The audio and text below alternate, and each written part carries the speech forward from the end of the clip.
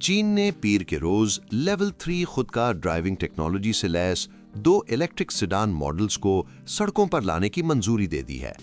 یہ پہلا موقع ہے کہ ان برقی گاڑیوں کو عام سڑکوں پر چلانے کی اجازت دی گئی ہے۔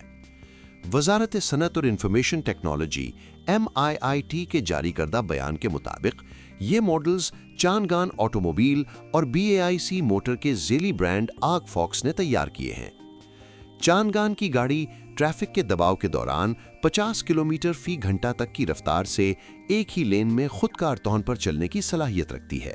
اسے چین کے جنوب مغربی شہر چھونگ چھنگ میں منتخب ہائی ویز اور شہری ایکسپریس ویز پر چلانے کی منظوری دی گئی ہے۔